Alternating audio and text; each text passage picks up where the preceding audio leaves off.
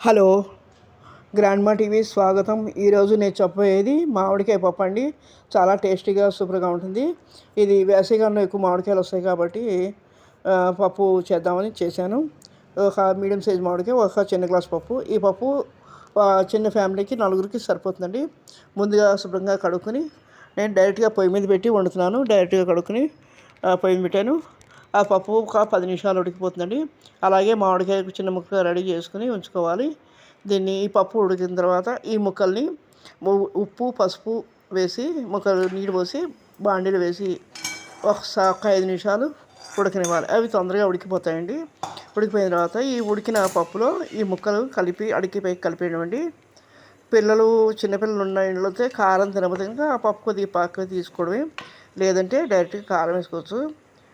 నేను కొద్దిగా మా బాబు చిన్న బాబు ఉన్నాడు, కొద్దిగా తీసాను, చంటి బాబు.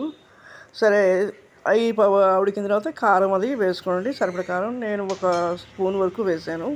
కావాలంటే ఇంకా వేసుకోవచ్చు. పులుపు కూడా బాగానే ఉంటుంది. పులుపు తినగలిగితే అలాగే తినచ్చు, లేదంటే కొద్దిగా కారం వేసుకుంటే ఆ పులుపు అది సమంగా ఉంటాయి.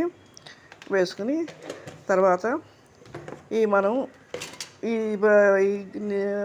బాండీ తీసుకుని మనం ఒక 2 స్పూన్లు నూనె వేసుకుని ఆ బాండీలో మనం ఆవాలు, మెంతులు,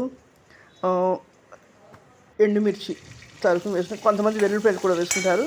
నేను ఈవేళ వేయలేదు. వెల్లుల్లిపాయ కావాలంటే కూడా వేసుకోవచ్చు, టేస్ట్ చాలా బాగుంటుంది. ఇష్టమైన వాళ్ళు వేసుకోవచ్చు.